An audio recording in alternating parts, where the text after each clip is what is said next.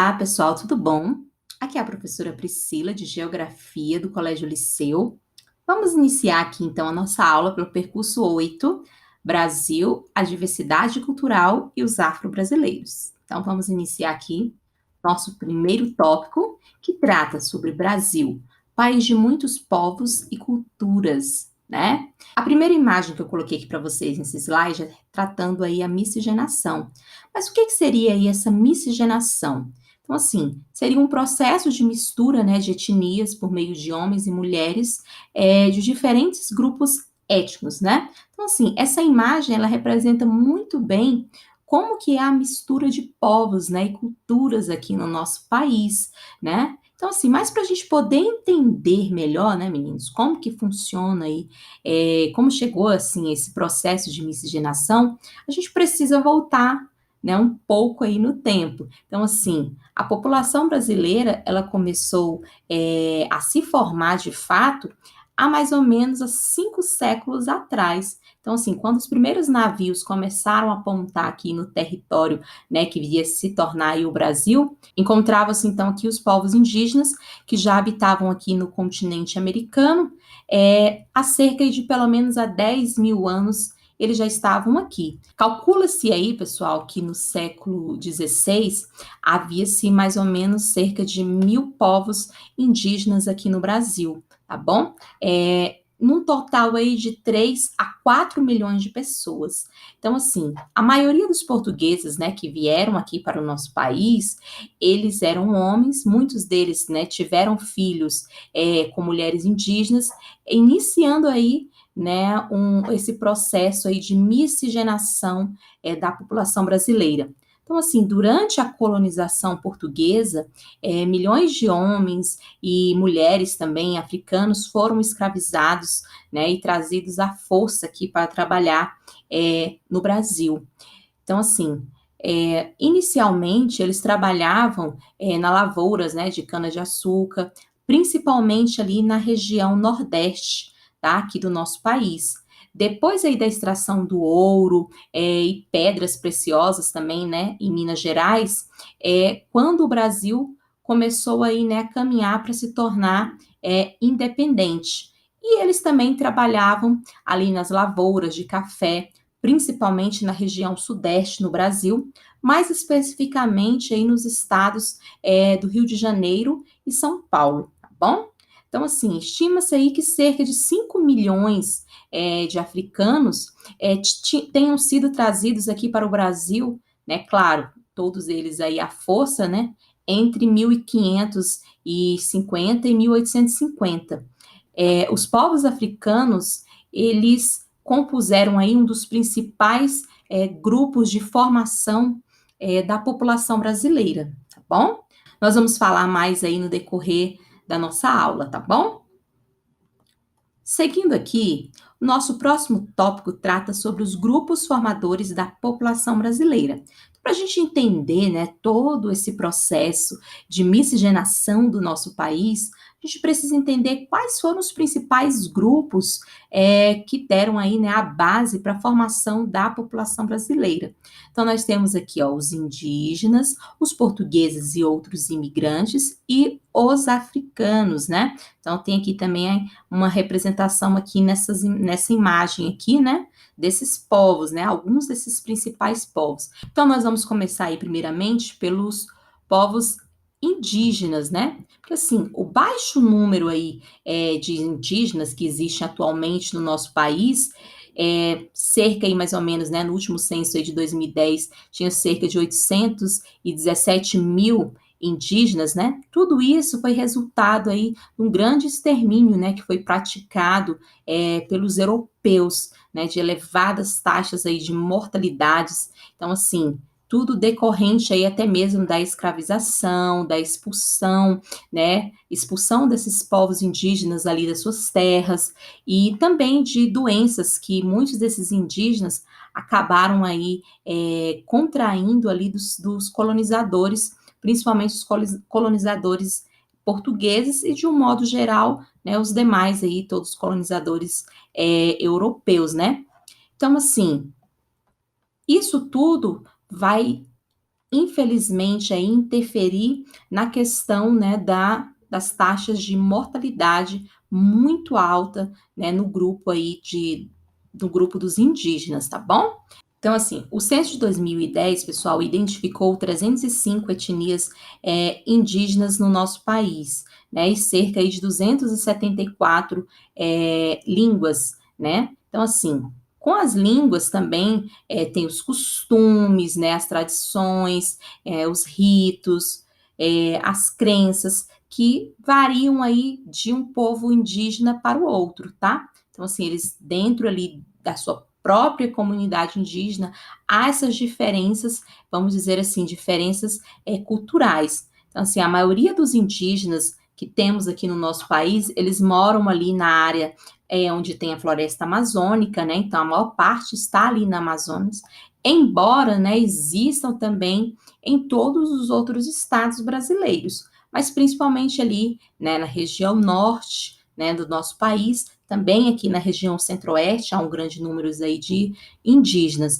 O que acontece, né? Um dos sérios problemas aí que eles enfrentam seria aí a invasão das suas terras, né, pelos povos não indígenas, que acaba resultando, né, em conflito, principalmente com madeireiros, com garimpeiros, né? Tudo isso daí vai levar à luta e muitas das vezes até mesmo a exterminação aí geral, né, futuramente geral aí desse povo, caso não tenha aí um olhar diferente, né, por parte das autoridades do nosso país, né, com esse povo indígena, tá bom? Não, essa parte é polêmica, melhor tirar. Então, assim, um dos sérios problemas aí enfrentados pelos indígenas é a invasão, né, de suas terras pelos povos não indígenas, como os madeireiros e garimpeiros. Então, assim, a luta desse povo é pela demarcação ali dos seus territórios, né? E atualmente é uma das principais reivindicações aí sociais do Brasil, tá bom? Então, assim, agora nós vamos ter aqui o nosso segundo tópico aí, que fala sobre os portugueses e outros imigrantes. A partir ali do século XVI, então, com a invasão do território pelos portugueses, teve o início, então, o processo de miscigenação desses grupos, né? Tanto os indígenas, também os negros africanos, né, que foram trazidos aí como escravos, que fizeram parte, né, da formação da população brasileira. Então, assim, nos séculos 19 e também no século 20, né, esse processo ele prosseguiu aí com a chegada de outros povos, entre os que vieram aí a maior quantidade, né, estão os italianos, né, que seria aí o segundo grupo mais numeroso, né, depois dos portugueses. Tem os espanhóis, os alemães, japoneses, tem os sírio-libaneses, russos, poloneses, chineses, tem coreanos e assim diversos outros grupos que foram chegando aqui no nosso país, né, para contribuir aí com a formação da população brasileira. E aqui nós temos nosso terceiro tópico que trata sobre os africanos, né? Então, assim, a partir ali do século XVI, né, com a chegada dos africanos para servir como mão de obra escrava no nosso país, ampliam-se, né, todo aí esse processo de miscigenação aqui dentro do Brasil. Então, assim, os negros escravizados foram a principal mão de obra aí em atividades econômicas no Brasil colonial, né? E essa mão de obra aí foi fundamental para o desenvolvimento econômico do Brasil. Então, assim, a presença do negro no território brasileiro está associada aí às áreas ocupadas durante ao longo período colonial, né? Por isso, até hoje, a maior concentração da população negra no nosso país se encontra ali entre as regiões Nordeste e Sudeste do Brasil, né? Porque nela se percebe aí a grande influência africana, né? Como, por exemplo, na culinária, no vocabulário, nas músicas. Tudo isso a gente pode observar que é uma influência cultural, né, dos povos africanos. Então, assim, só que a desigualdade, né, de condições socioeconômicas no nosso país atinge, assim, de maneira particular a população negra. Pra vocês terem noção, aí em 2010, os pretos e os pardos formavam mais de 2/3 das pessoas em situação aí de extrema pobreza no Brasil. Essa desigualdade aí, ela pode ser explicada principalmente pelo processo histórico, né, pelo qual se formou a sociedade brasileira, né, no qual aí tanto os negros quanto os povos indígenas foram submetidos à grande violência aqui no território brasileiro, né. Infelizmente, tudo isso ocorreu aqui no Brasil, tá bom? Então, assim, vamos seguir aqui agora para o nosso próximo tópico, que trata aí sobre a escravidão. Lembrando que essa imagem aqui, figura 25, eu retirei aí também do livro de vocês, tá bom? Então, assim como os indígenas, os negros africanos aí que foram introduzidos aqui no Brasil, né, e também na América de um modo geral, foram submetidos aí, infelizmente, a condições brutais, né, de existência, de trabalho, realmente muito sem condição nenhuma, né, totalmente desumano. Então, assim, arrancados ali, eles foram arrancados das suas comunidades, né, das famílias, das suas terras, né, e foram trazidos aqui para o nosso país para esse trabalho, principalmente aí um trabalho mais braçal, né? Então, assim, e eles não foram trazidos de uma forma, vamos dizer assim, luxuosa, né? Foram trazidos em navios negreiros, né? Porões sujos, né, sem condições ali de uma infraestrutura básica, uma infraestrutura humana. Então, assim, eles eram trazidos mesmo como cargas e também dentro ali, escondido em cargas e mercadorias, eles eram arrancados ali das suas comunidades, das suas famílias e terras, atravessaram ali o Oceano Atlântico, né, nos sujos porões aí dos navios negreiros como cargas ou mercadorias aí de venda e também compra. Então, assim, calcula-se aí que cerca de 10 milhões, né, de negros africanos foram trazidos aqui para a América entre 1502 e 1870, né? Sem considerar aí os que morreram durante a viagem ou os que eram mortos ali durante as resistências que tinham, né, por conta ali da sua prisão, né? Então muitos tentavam até mesmo se rebeliar. Então, assim, desse total aí, estima-se que cerca aí de mais de 3,5 milhões de escravos desembarcaram aqui no Brasil, tá bom?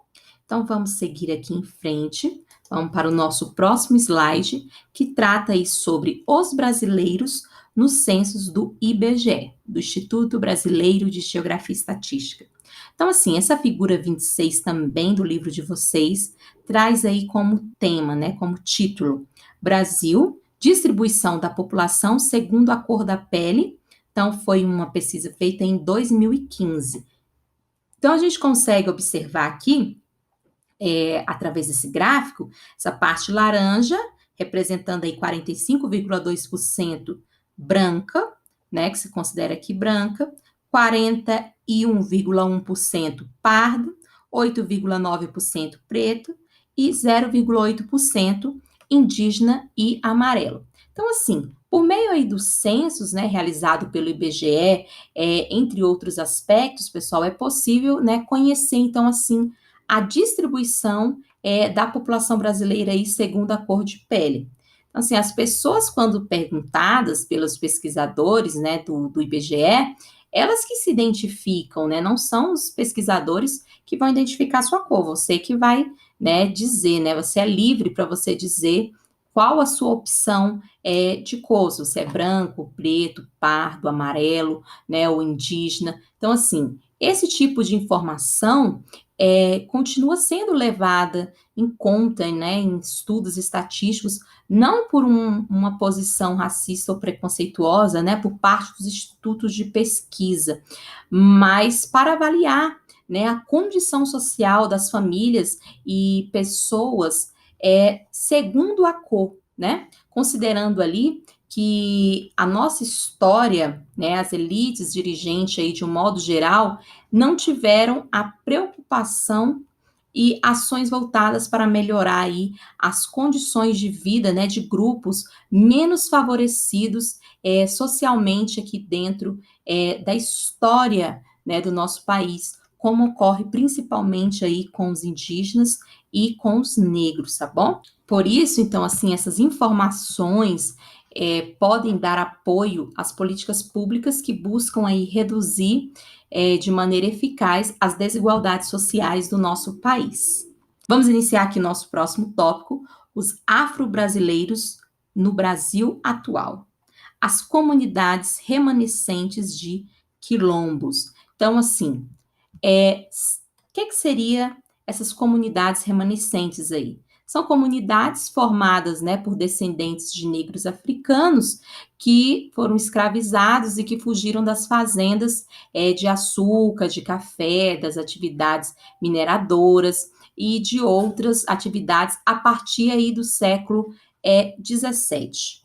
Eles se autodenominavam aí quilombolas, né? Então, aí foram formando essas comunidades, que essas comunidades aí persistiram e são encontradas em praticamente todos os estados brasileiros, como vocês podem observar aqui nessa figura 27, né? Cujo título aqui desse mapa é Brasil, Comunidades Quilombolas. Foi feito aqui essa pesquisa no ano de 2017, tá bom? Então, assim, durante muito tempo foram desconhecidas nessas comunidades, né? Elas ficaram ali desconhecidas, isoladas, com a Constituição aí de 1988, né? Que essa Constituição forneceu à comunidade quilombola o direito, né? A questão da terra e também aí a manutenção, né? De suas culturas.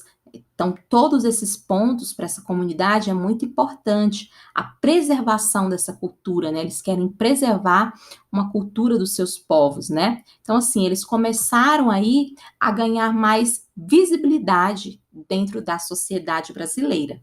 Bom, então assim, até 2002 haviam sido aí identificados cerca de 743 comunidades quilombolas aqui no nosso país, tá bom? Então, assim, atualmente, graças aí às iniciativas, né, do governo federal e das comunidades quilombolas em busca aí do autorreconhecimento, então, assim, o número de comunidades identificadas supera aí cerca de 3.500. No entanto, aí por conta da demora, né, no processo de reconhecimento oficial e titulação da maior parte dessas terras, há muito conflitos aí entre quilombolas e fazendeiros e poceiros também ali, né, donos de terras, então acaba tendo conflito entre essas partes, ok? Então vamos seguir aqui em frente, só para a gente dar uma visualizada aqui no mapa, né, onde mostra aqui, ó, os estados do nosso país onde tem o maior destaque aí de comunidades quilombolas, Pará, Maranhão, Bahia, Minas Gerais, Pernambuco, Alagoas. Aqui na região sul, ó, tem o Rio Grande do Sul, né? Que se destaca aqui também. Então, só para vocês terem aí um mapa mostrando essa distribuição das comunidades quilombolas dentre as regiões, né, do nosso país, né? Dentre as 5 regiões do Brasil, tá bom? Então, agora vamos seguir aqui para o nosso próximo slide. Opa! Que trata sobre desigualdades, tá bom?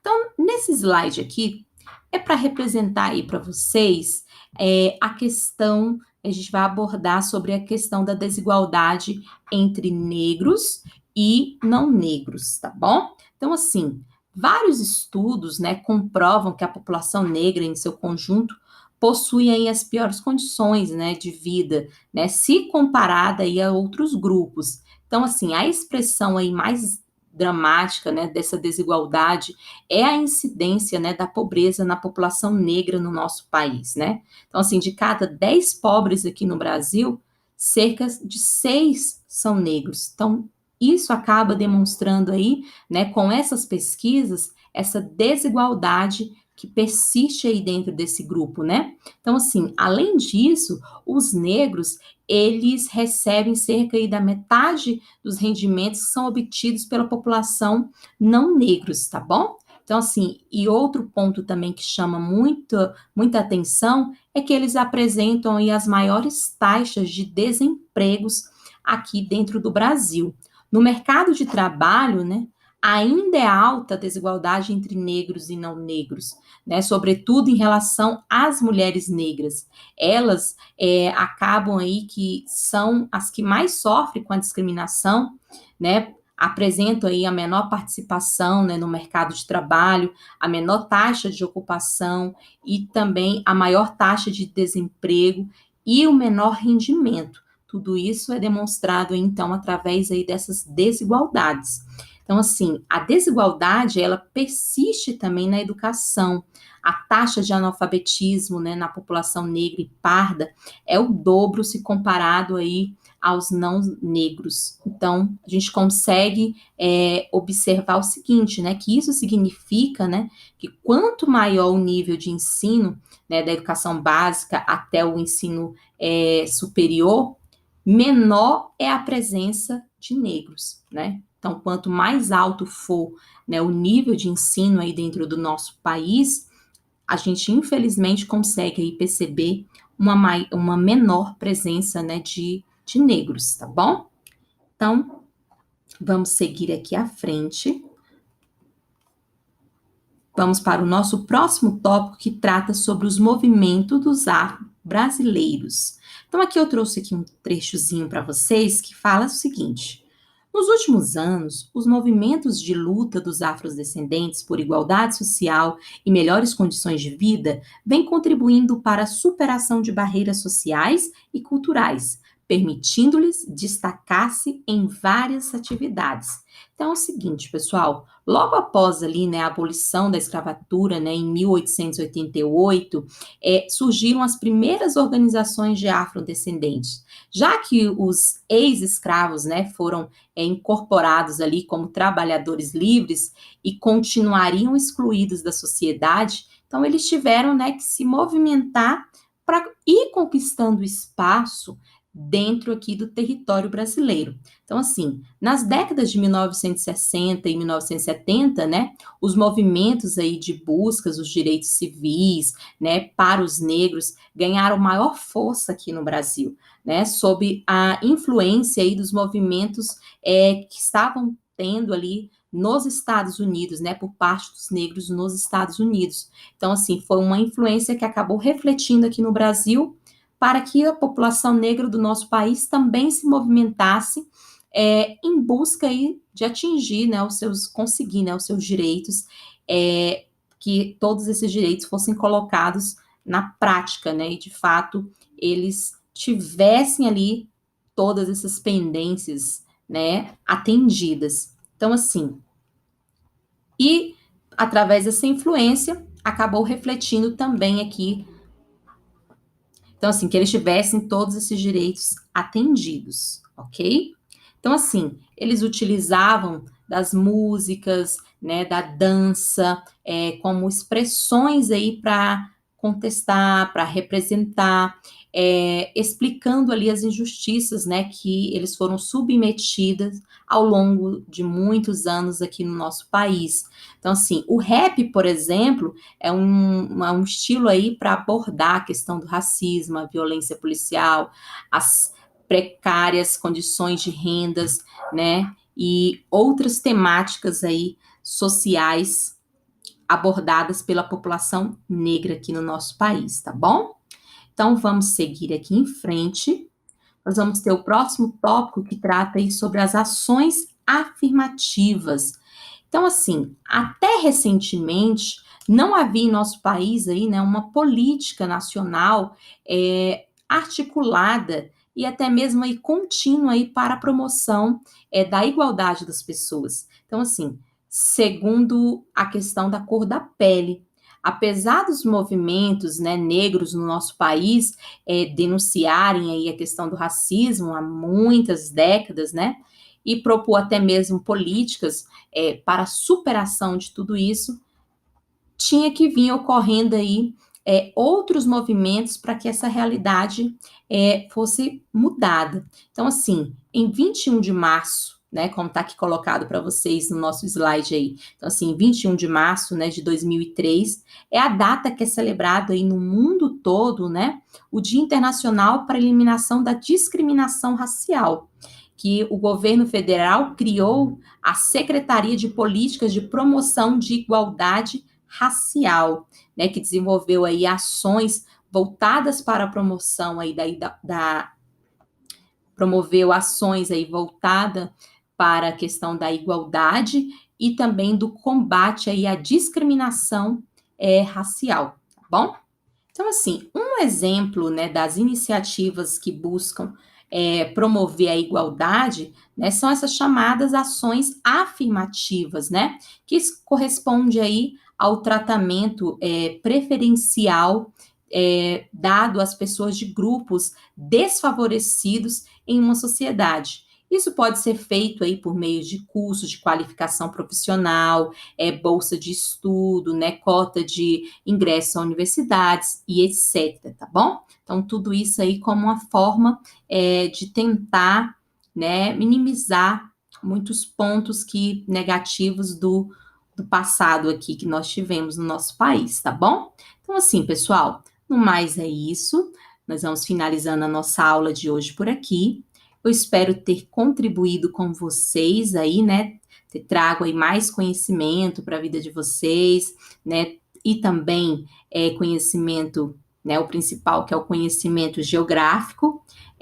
Não deixem, né? Não esqueçam aí de continuar estudando, fazendo a leitura, né? Do percurso, anotando os principais pontos, fazendo seus resumos, resenhas. Façam tudo isso aí no caderno de vocês. Não deixem de realizar as atividades que tem no final do percurso e também as atividades que estão sendo postadas para vocês no portal do Colégio Liceu, tá bom?